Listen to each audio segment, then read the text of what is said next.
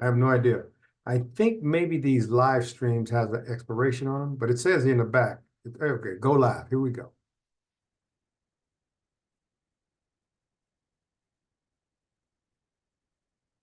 Hello, everyone. My name is Michael Gibson. I hope you're well. Sorry about that. I thought we were going to have some technical difficulties. I'm back today with Montez. We're going to be talking about a lot of things, I think, that's going to enlighten everyone and give them opportunity to know Montez just a little bit better. He's having a good day, and that's not a bad thing.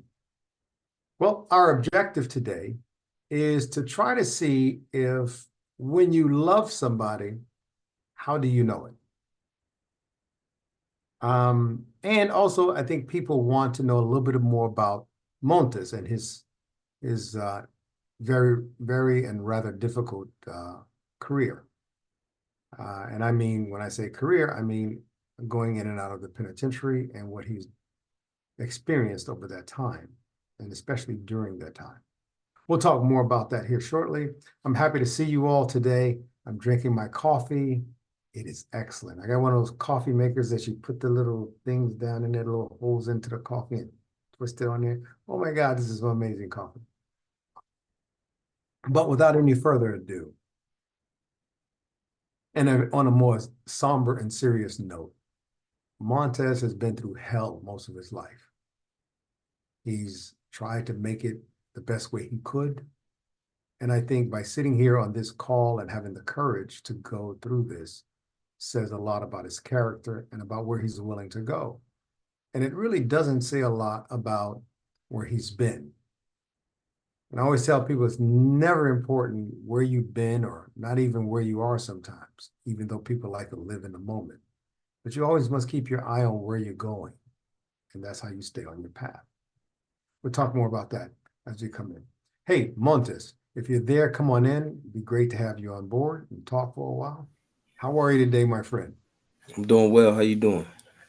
I'm doing well. I tell you, when I talk about you, even to the audience, I lose my words because you are, I don't want to call you an example, but you Yeah. are absolutely what men, real men, should be striving for. Most real men think that all they need to do is poke their chest out and be tough. And that's Yeah. what it means to be a real man. And that's not it. Yeah, of course not. I mean, real men do real things. So Yeah. you live on your countenance of self. You just live on your own self. And on your countenance, you must weigh things in your lives. You must weigh who you are at all times and be in balance. That's what they call weigh yourself. You have to be in balance to weigh yourself. Hmm. We want you to continually do that. And I'm proud of you that you've this far. We're in our fifth session now. And our first session, I said to myself, this guy could just be a great thing or a bad thing. And I didn't know. Remember the power of the unknown. I Yeah. had no clue about your unknown, but that's the beauty of the unknown. Once you don't know something or it's not known, or for the lack of a better term for this conversation, the Yes. unknown, then everything about you in this circumstance is a possibility. Once you Hmm. don't know something, it's when you do know something and you have prejudice or you have bias or you have some type of discrimination, is when you do know. And I'm not just talking about color. I'm talking about just prejudice of your circumstance, prejudice of your life, and disdain for this, that, or the other. Once you do know something, you become very myopic and tunnel vision sets in. That's what you become. You become, Yeah. well, I'm a soldier, and this is why, and I don't care what anybody thinks. It's my way or the highway. Remember that? Hmm. How is that making sense to you now? I don't. Um, I've talked to my wife almost behind after every session, man, and I talk to her because she's knowledgeable, and I seen her absorb so much fat, okay, so much knowledge from you that it don't make no sense, and then I've seen her try it on me. And I'm like, look at this lady. And so um I don't feel the same. I gotta I'm still the king, but I got to relinquish. I know Hey, that I gotta, you know what I'm bro, saying? I have to. it's called king and queen, right? Not just It king, is. It king and is. queen to And you run a know kingdom. what? I statements and um we statements, they run amok in my household right now. It should. And and don't get it twisted, because you know we'll thump. you know you know what I'm saying, but That's in Chicago, Midwest, and we'll thump. People yeah, over here, we'll, we gonna fight. but it Time to thump. we are who we are, you know what I'm saying, Oh, and yeah. we at our best, man. I feel like Wonder Woman and I don't want to say Thor, I want to say John Henry. Okay, hey, go ahead, go with that. Sledging that hammer. Well, there you Yeah. go. Knock yourself. Listen, being able to exalt yourself, Yes. to put yourself up there as somebody. Hmm. You spent the most of your life being pretty much nobody. Hmm. Dang. Dang. Now you're putting yourself up for the right reasons. People wonder why their relationships don't work when they don't just know how to simply stop talking or just don't bring the old into your new or your more developed. Yeah. Somebody asked me the other day how you deal with a narcissist. And I remember trying to explain to them Mhm. that in order to understand a narcissist, you must understand first that they don't care about anything or anybody but putting themselves first. And it's always about I, me, and hurting and controlling you. Mhm. It starts there. And then it gets worse. The coercion starts, the double talk, the gaslighting, and a lot of things start. Mhm. So we have to first look at ourselves to see if we have some form of narcissism within us. You have been a narcissist in your life. Now, that is a bad word, but you had a bad life to go with that word. It's not like you were, hey, I'm living a dream and I'm okay and I can, because you only cared about Montez. And anybody that got in your life, they had to care the way you cared or they were out of your life. Right or wrong? The later half, not a growing up. Of course not. No Yeah. one is born a narcissist. Yeah. Okay. Okay. Okay. Yeah. You don't come out the womb going, get me that milk right now. You owe me that. What's wrong with you? You better get my milk to me. You don't start there. Yeah. But what happens, narcissism is a condition. Yes. And by use of that word condition, it means Mhm. you've been conditioned to be this way. And you may not even have known it. But the circumstances will always dictate your outcome. Mhm. So you are in pretty effed up circumstances most of your life. Yeah. So you have to live in survivability. You had to have logic and common sense. You had to be quicker thinker than the next guy, or he'll get you. He'll get you. Yeah. You know how that works. Like you just said, we got to be prepared to thump. And we Yeah. thumped every day when I was growing up. So I get thumped very well. So you understand that Yeah. you have to be aware. Yeah. Now, once your senses are open to life, because it's hurting you from every direction, you have nothing to look forward to anywhere other than surviving and getting through it and trying to make somebody yourself where there's nothing, there's no tools there for you to make anything of yourself. So what happens? You start absorbing the environment around you. You just walk down to the corner store and you listen to people talk to each other and how they want to hurt one another. No one respects one another. And you have to be tough and you have to be a lot Yeah. of things. You get on the street, you get with your boys in your gang or your group or your little club or whatever you had starting out. Not that you were born this way, but whatever you had, it conditions you for what the next level, the next rung of that ladder that nobody understands. That's why Mhm. we're creating norm therapy for police. Just so when they see you, if we make it norm therapy for police, that they're actually utilizing our techniques that I've developed. When they see you at 13, they'll have a different opinion of you because they'll know where you are and what you're going through. And they won't just look at your color, they'll look at your environment, they'll look at what's good for you, even with lesser resource, what's available to you, even with lesser resource. and where you could potentially go, even with lesser resource. Mm-hmm. So norm therapy for police is so police, which is the biggest entity within every downtrodden area in the world, pretty much, but especially America. The police is such the ubiquitous Mm-hmm. entity that's everywhere and involved in everything in the not neighbor, but hood, in the hood, be it a country, because now they got country hoods. You go out to the middle of nowhere in the sticks, and you got some boys with grills and they tat it up, and Yeah. they can work it just like the brothers in the city. It's crazy. Yeah. Hood is no longer a place. It's a state of being. It's a state of mind. Right. Right. Exactly. And so the culture has shifted. Remember, we can never change the culture. No one can change the culture on this planet, but the culture changes you. And that's through a collective push. For your life, being that young, probably narcissistic tended person, because Yeah. you weren't really a narcissist. You just saw how narcissists did it and you just wanted to roll like that because it was tough and they didn't take any crap. They talked down to you. And then they were kind of sociopaths and sometimes psychopaths, but they were mostly narcissists. You know how they Mm. are. A guy that's standing out there and say, man, get your ass over. Give me $5. Come here. Give me $5. Get your ass over. Come here. They don't care about you. Tell me I'm wrong. That You're guy. right.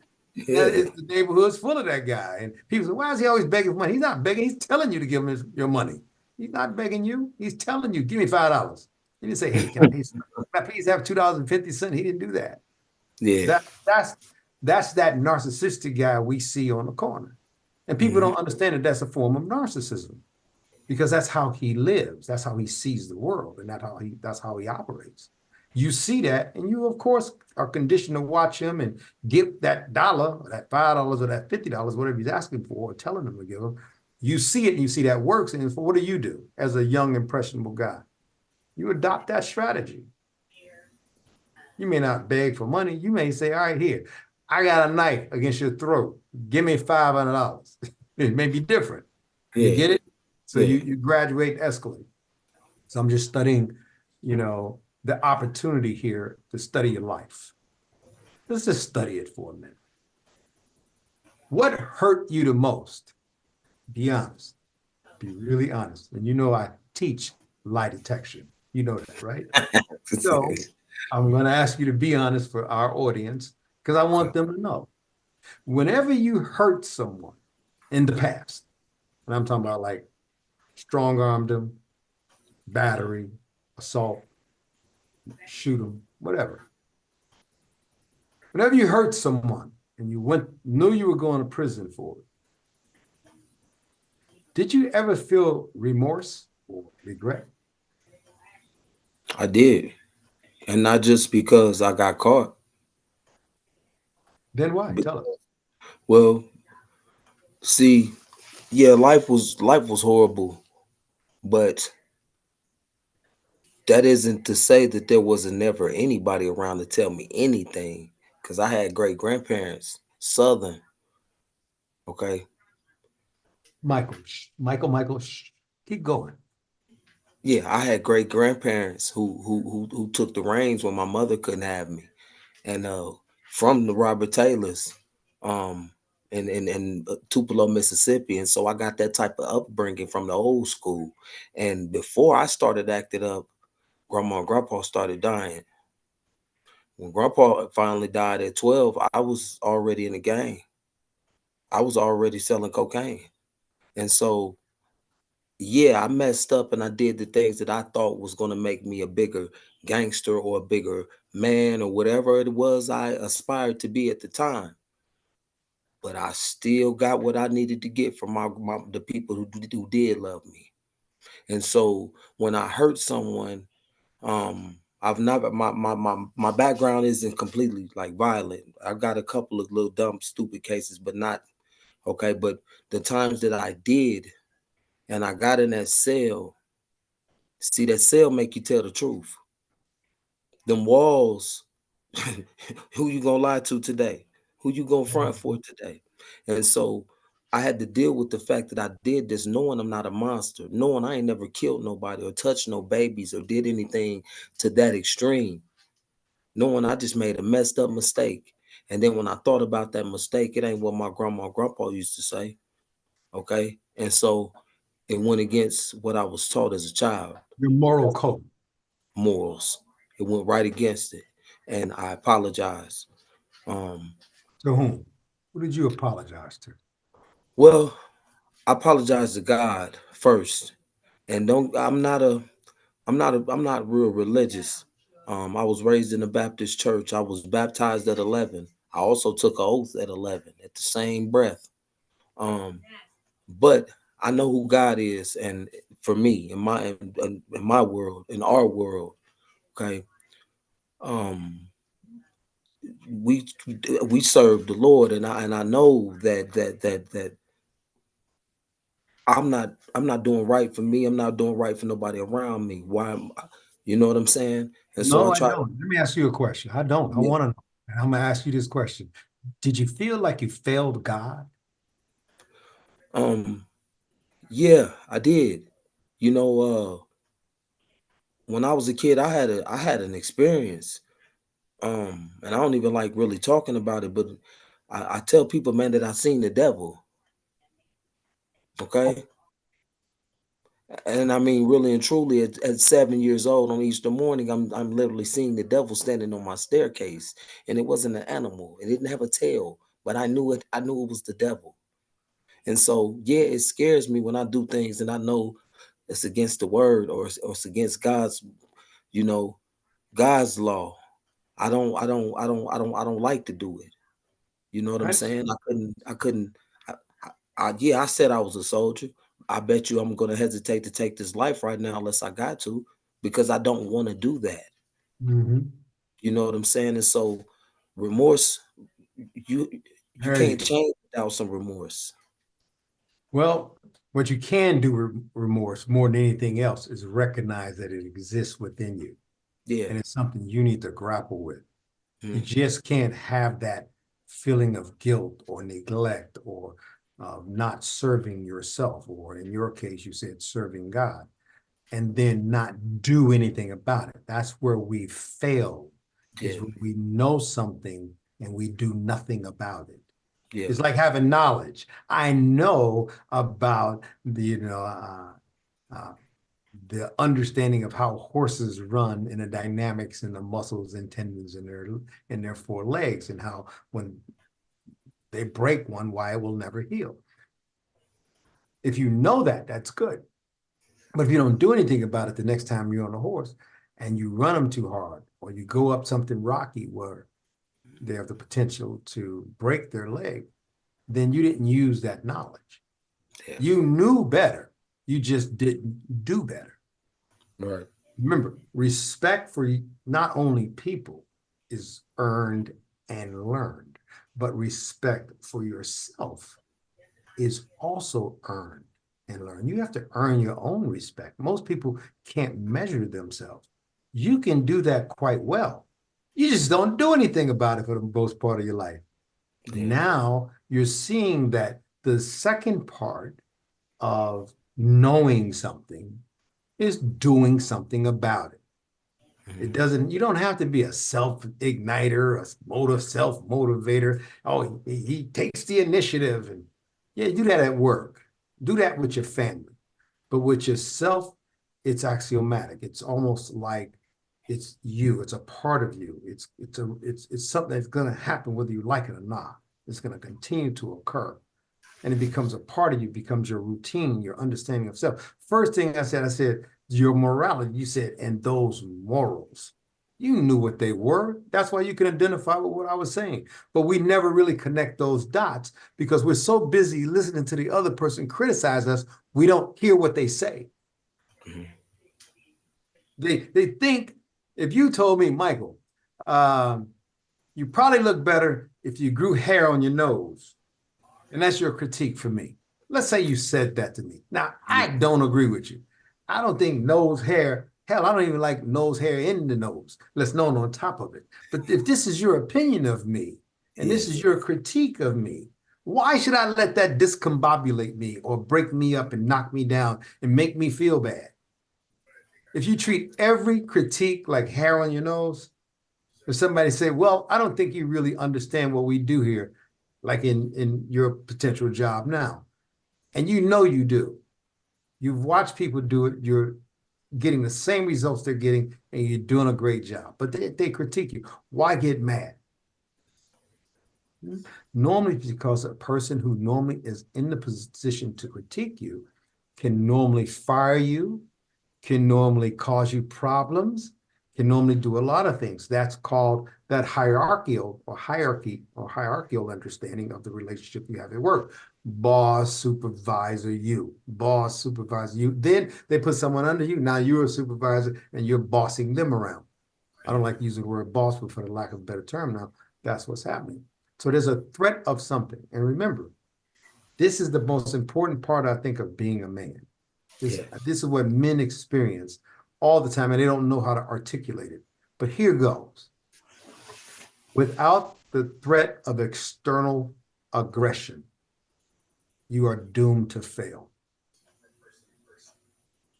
If you don't have somebody on your ass, some situation that's pressing, some family to protect, some education to get, some thing to protect, some home to establish, some family to make sure they're educated.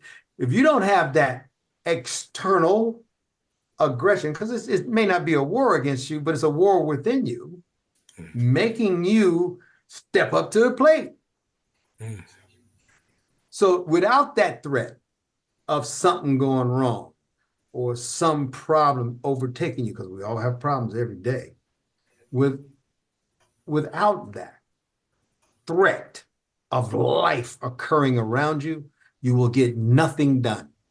People put themselves in circumstances where they don't have to deal with the threat of life. And I don't mean the threat of, oh, you're going to kill me, but the threat of living and existing and coexisting and understanding and learning more and journeying that path. Without the threat of external aggression, you will fail.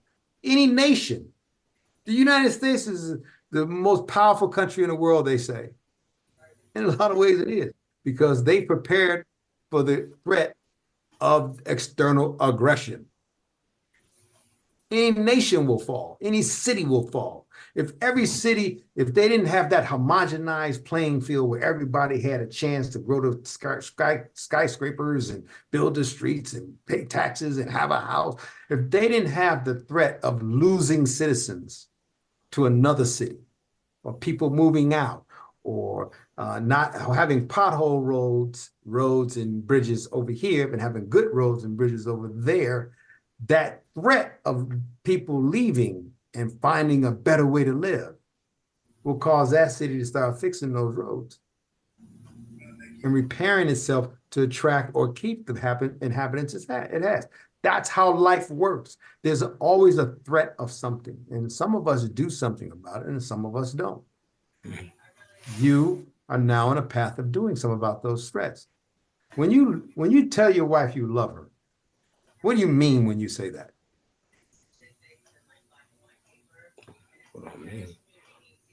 When I tell you I love you, that means I No, not in the abstract. Your wife, Bobby. When I tell Bobby I love her, it should be how you respond. When I tell Bobby I love her, I mean what?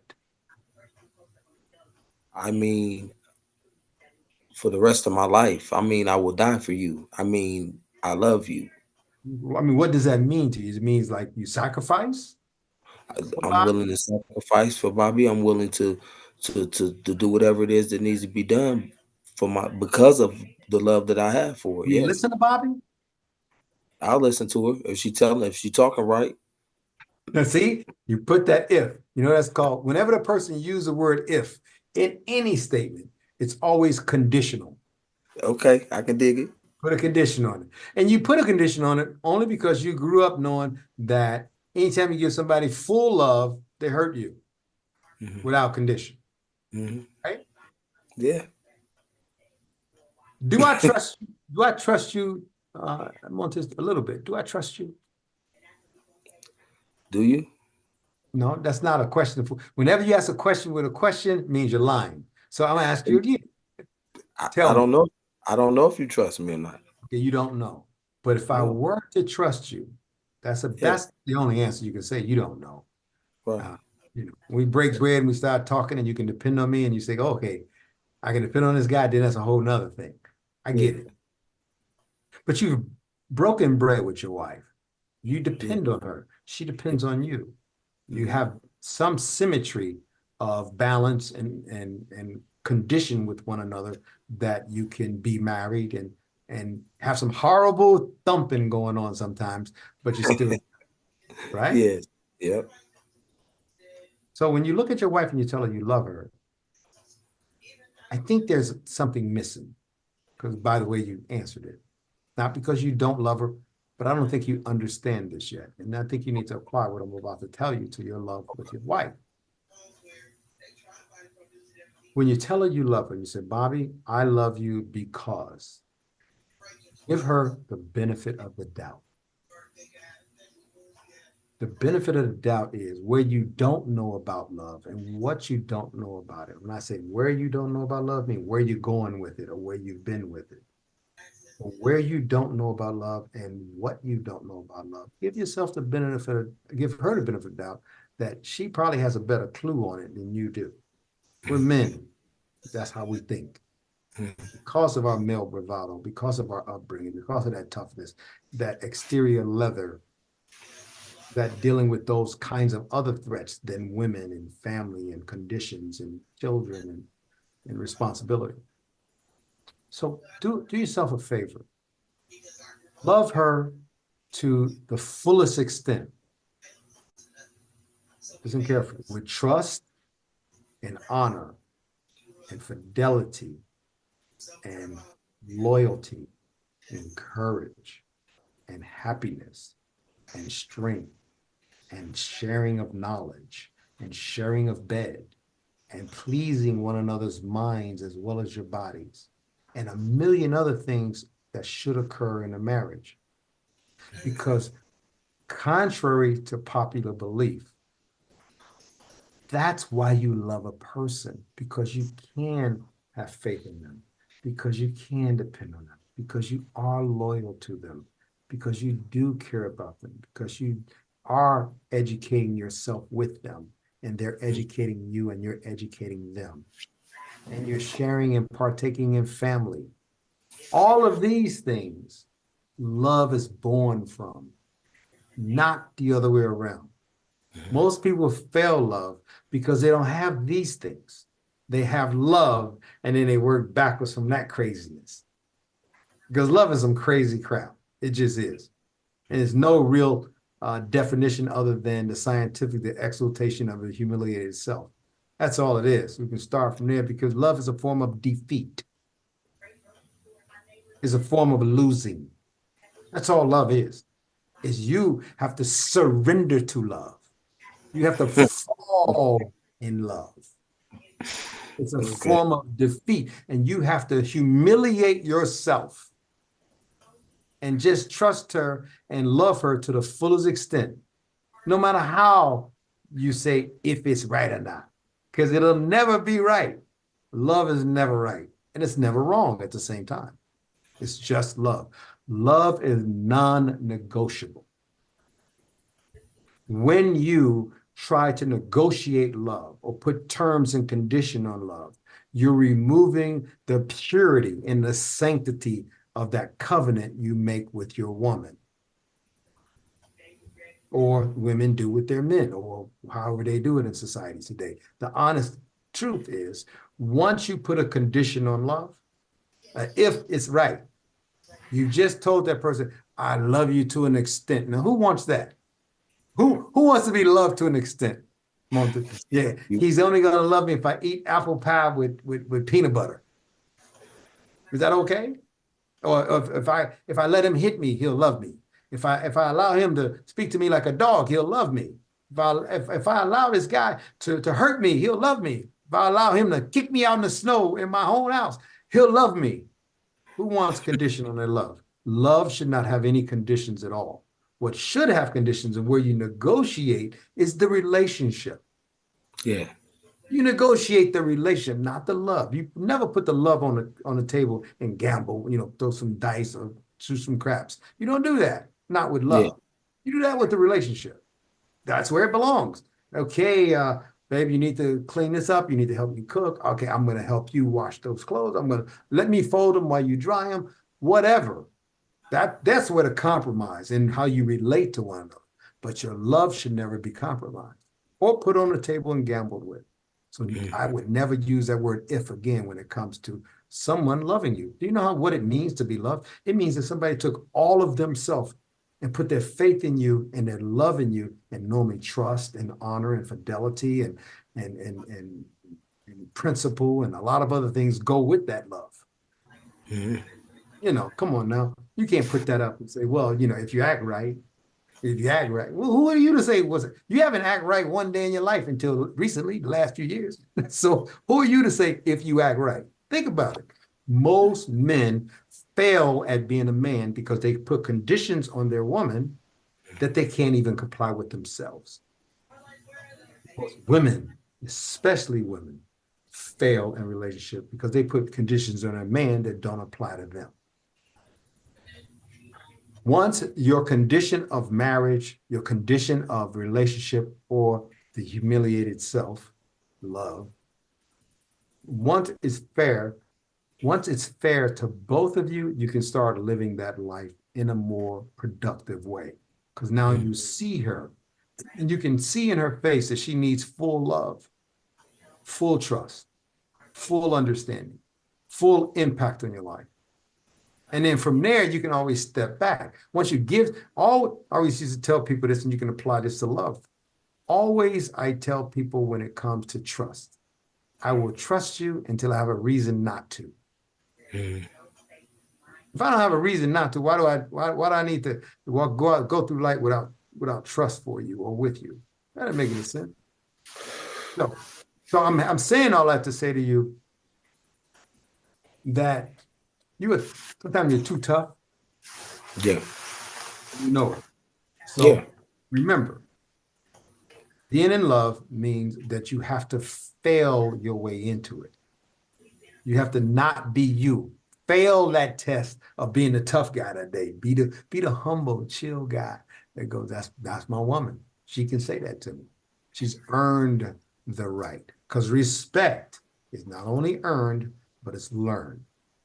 She's earned and learned respect with me. So we're going to start there. So I love her. Respect will cover all these other things.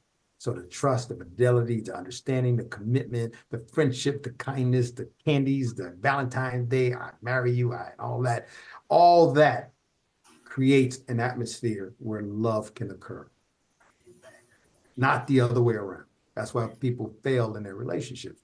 They do the other part first.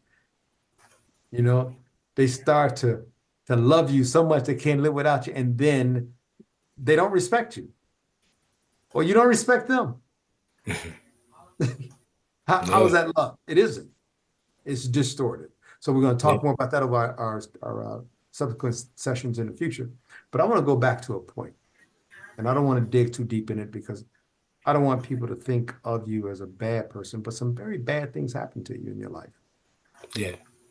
And you worry a lot about what people think of you, as you should, based on the kind of life that you've lived. Everything about you has always been kind of ego driven. I mean, your ego, and I don't mean like, oh man, I'm the baddest dude in the world kind of ego. I mean, you have this thing within you called the ego, the super ego, and your id. Do you have a little voice inside of you telling you anything every now and then? Not that I know of. No.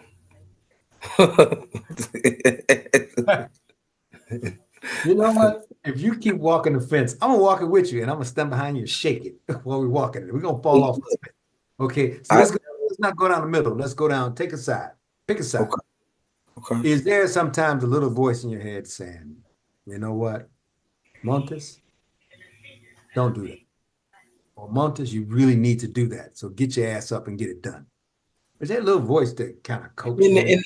in, in that way, yeah, like getting up in the morning. I know I don't want to get up. It's something to tell me to yeah, okay.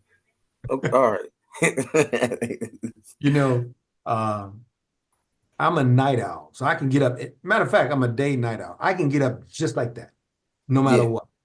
I've just been that way since the military and before. Mhm. But sometimes I just want you to leave me the hell alone and I'm staying in bed, even Yeah. though I have important stuff to do. I know how you feel. We all do that sometimes. Some of us are neurotic about it and they will never get up late, never go to bed too late, and never do anything outside of their schedule. That kind of neurosis, I'm just not interested in living. And some people live that way and it's very normal to them. Remember, norm therapy. It's not my normal, it's your normal that we're Mhm. working on. And because my normal is different than yours, and yours is different from the neurotic guy. But you still get up, don't you? Yeah. How, do you feel accomplished once you get up? I feel accomplished. I feel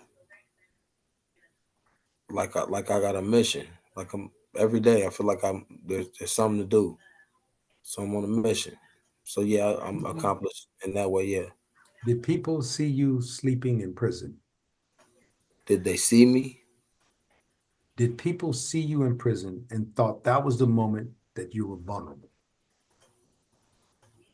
In the very beginning when I was just 16, Mhm. getting ready to turn 17, IYC, um, you had people like that and I had a couple of instances, but not like extreme instances. Like they smell it on you.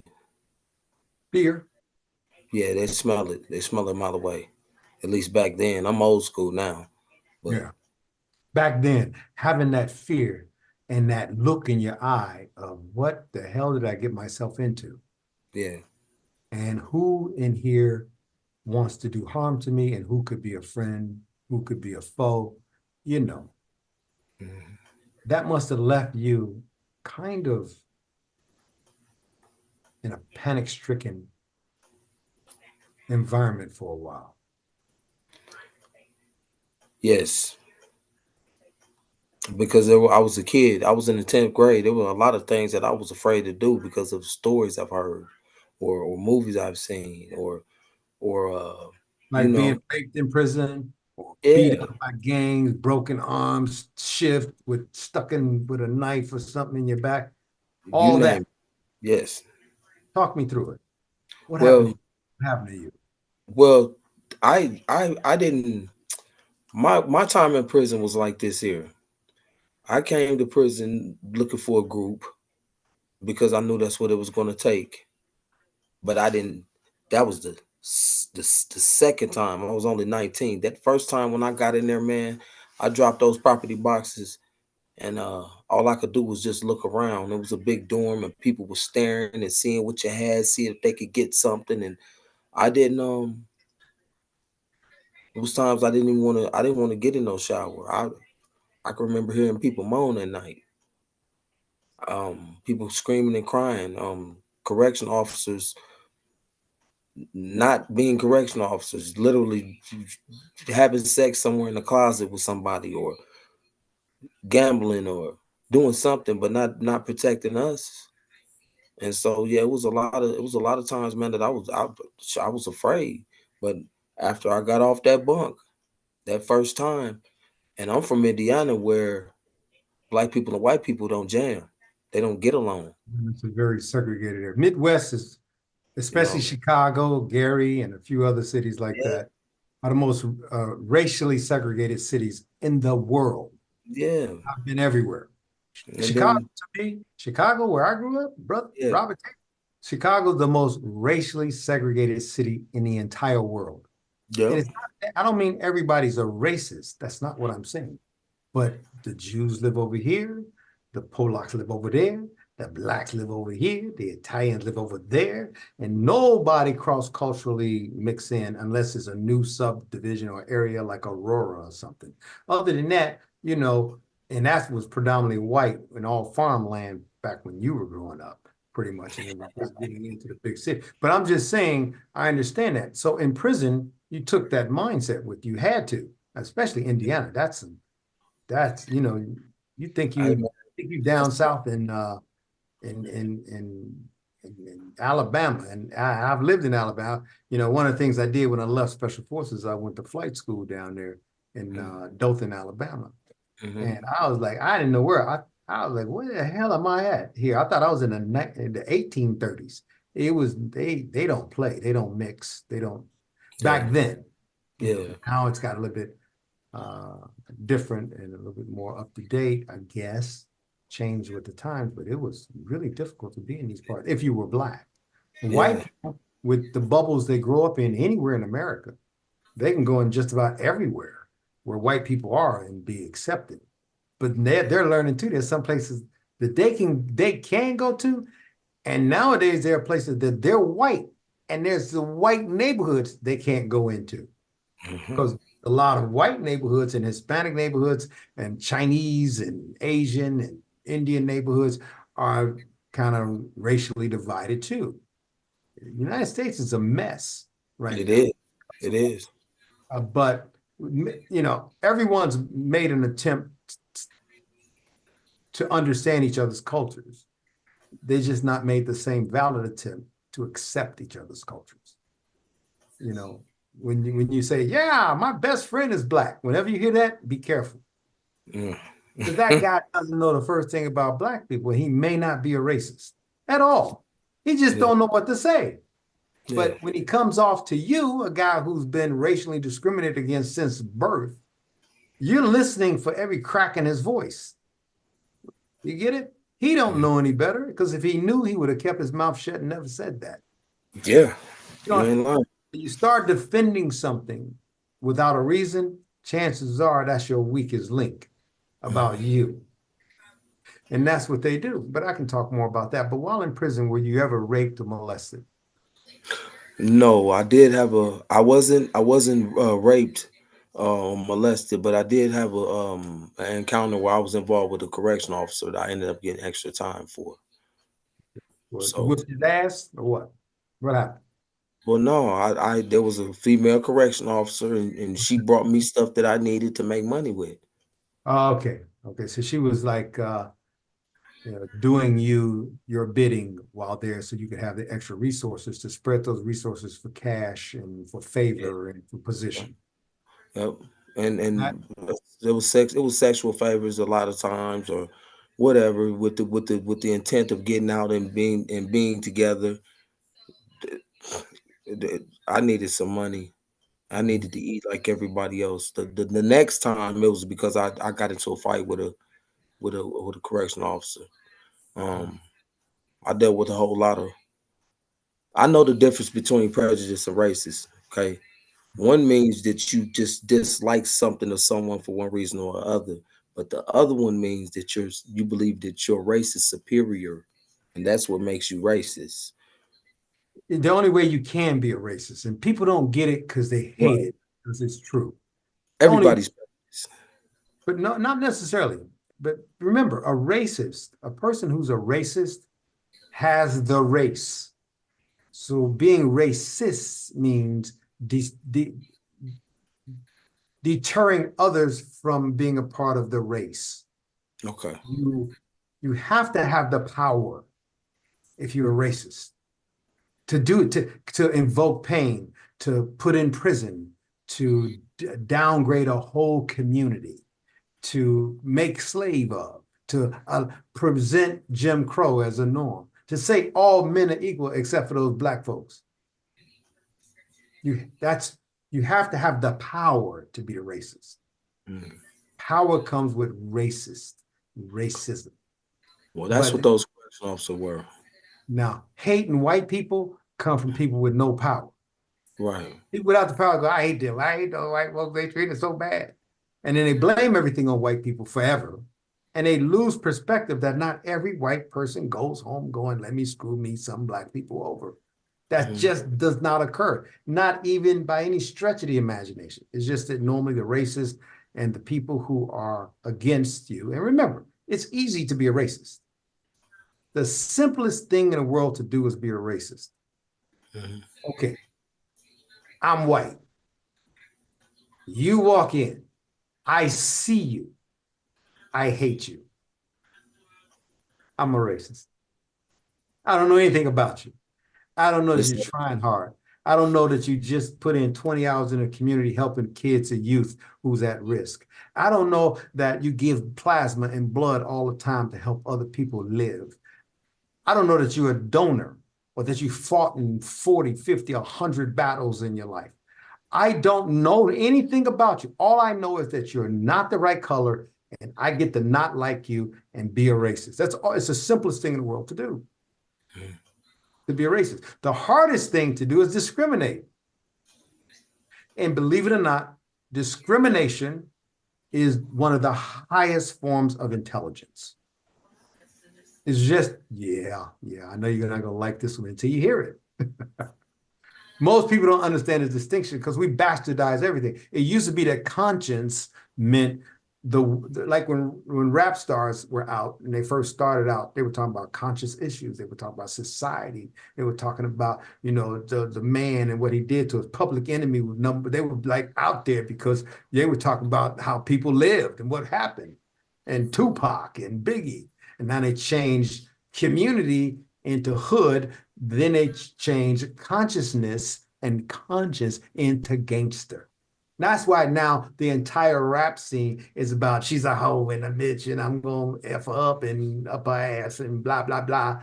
And I'm going to hurt her. That's why it's changed. It's changed from consciousness and caring and strength and courage and having a voice to not adhering to any moral code or standard or appreciation of anything about yourself or anything around you. You just want to get that money. And however you need to denigrate yourself and others, you just do it. And that's a terrible shame. And people don't see it that way. They don't see that they are the problem. Black or white, rich or poor, good neighborhood, bad neighborhood. That's how it's changed. So when I'm saying to you that you have to make choices in life and discrimination is good, I'll explain that now after we just said that. To discriminate means to have taste. I like this blue couch better than I like the brown one. Okay. I like the fact that there's a great school in this neighborhood, but it's not the best neighborhood to live in. Which sacrifice will I make? I like the fact that the older son, by 1 second, is smarter than a younger son. I like the fact that science is something I really enjoy over art.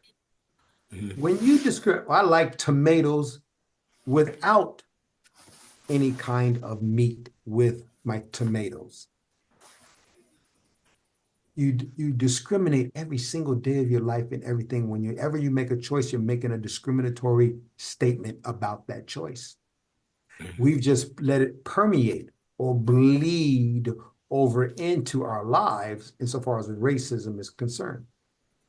Because now you're with that look of racism, it's so easy for me to look at you and hate you. I use discrimination with it. I stop you from being a part of something. I make sure that I know in my mind when I'm judging you that you're different from this person and different from that person, and you don't belong here. And every choice I'm making about you is based on your racial discrimination. Because people are afraid to discriminate. They can't even talk to each other these days. They got to come up with 50 other names for themselves and 50 other agreements with each other that they want everybody to superimpose over everyone else because they're discriminating. And they don't even know it. And they've allowed their voice or their discrimination or level of discrimination to overtake them. Society as a whole has run amok, as using your word, as from earlier. So when you were sleeping with this correctional officer and you knew that it was wrong, But hey, who's gonna not want to have sex after being in prison for years? I mean, come on, you're a guy, and that's what you like to do. And there you go. There's a woman who wants to have sex with you, and there you go. Even though it's wrong, you push yourself to go to certain limits, because it's the human condition and it's called surviving. But when you were sleeping with her and you were telling her, yeah, after I get out, you and I are gonna do something. Yeah, I love you too. And you never meant any of that, did you? Not a word of it. See how you know that? But see how right now, talking with you, you emphatically cleared that up. Yeah. Okay. That's what you bring to your relationship. You do. You bring that kind of hardness to it, even though Yeah. you love your wife, and I think you do. I don't think you know the reasons why you love your wife. Yes, That's I why do. I asked you. Let me give you the best reason to love your wife. You want to know why? Why? She loves your sorry ass too. Yeah. Yeah. See, sometimes men are so up on the hilltop, they don't know that they in the mud too sometimes. And that women like, and this has been my experience, they like to change their man. That's the first thing they want to do is change you. They say they don't, but Why?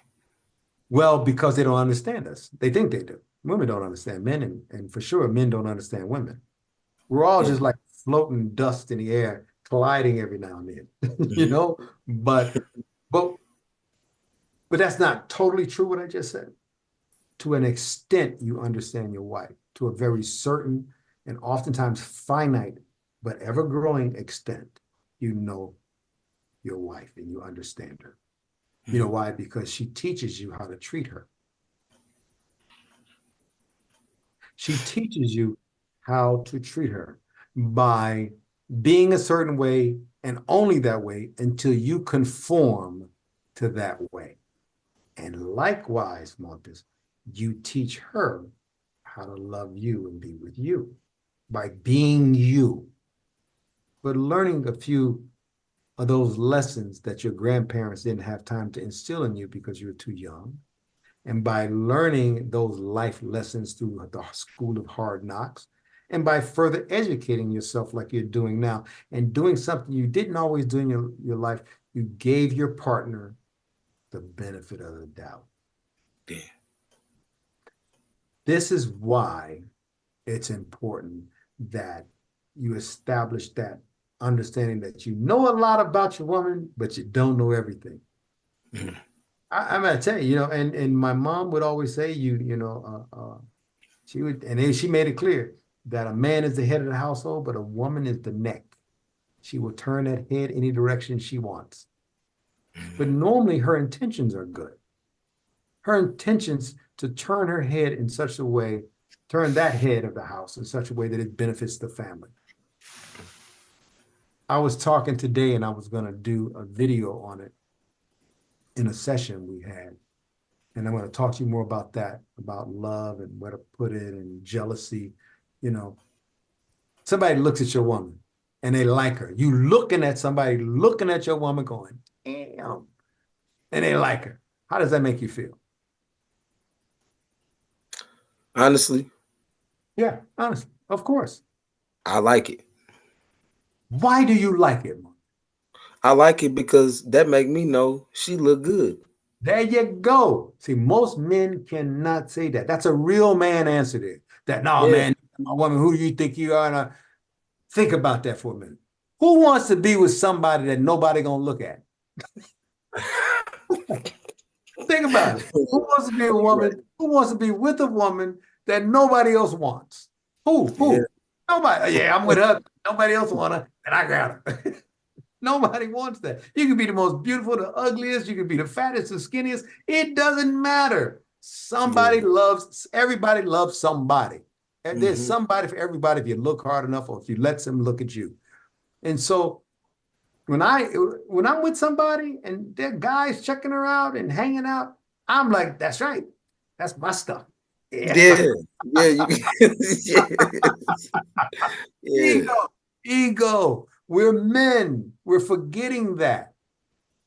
Everybody will want your woman. They'll want your job. They'll want your house. They'll want everything from you. your whole life.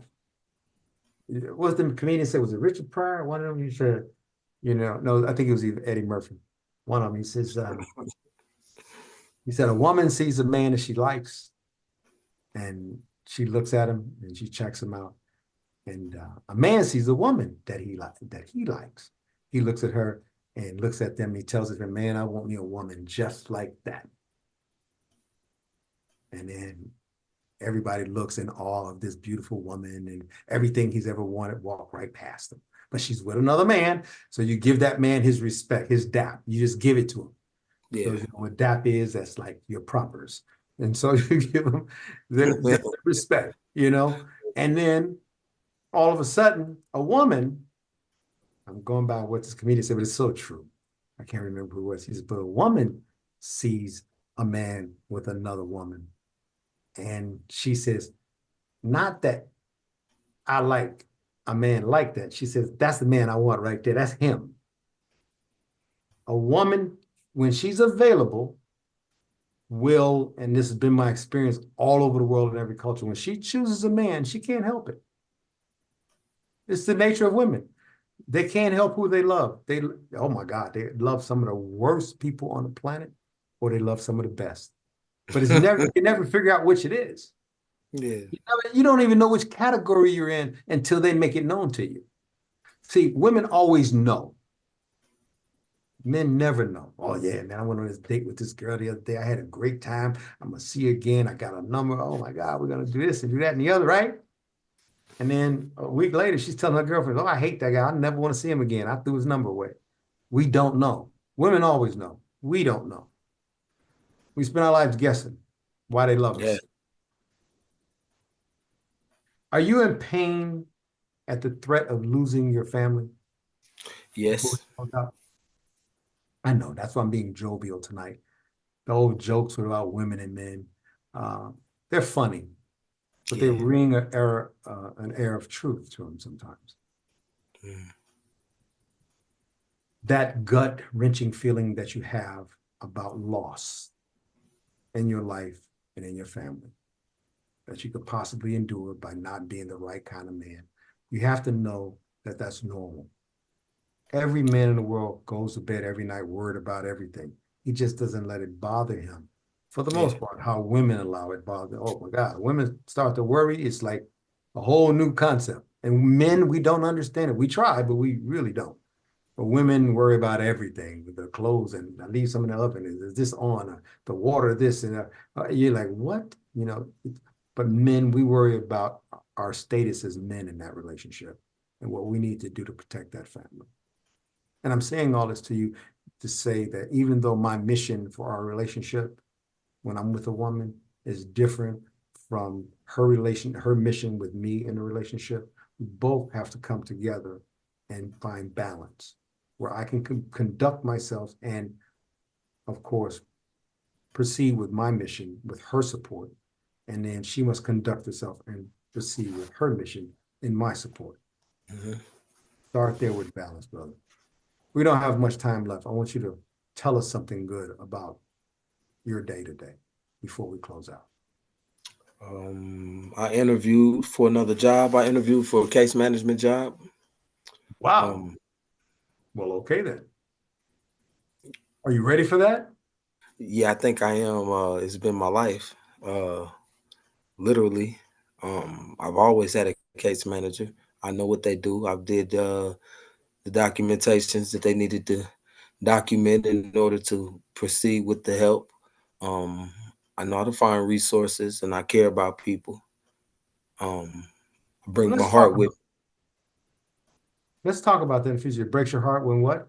No, I take my heart with me Okay. because I'll take my shirt off my back and give it to you if you needed it. Well, some people need that. Some people need to know, even though you shouldn't take your shirt off your back, literally, although I think you're the kind of person who would. But no, I do. You're a genuine kind of guy. You just been through some crap in your life. That's all. You're not as jaded as most people who've been through what you've been through are. You're not as jaded. You're hard-headed about it, but you're not jaded. Okay.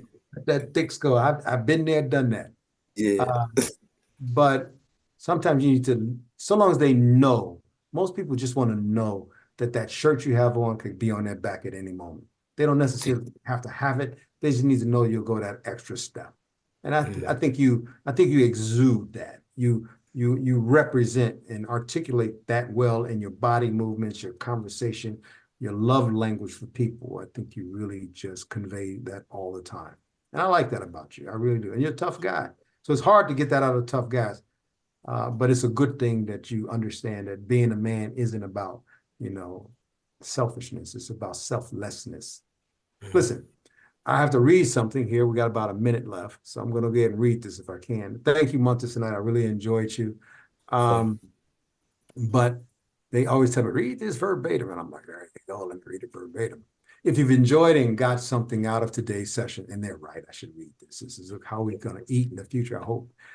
Please show us some love by sharing this video, subscribing to our channel, and of course, liking it and making comments.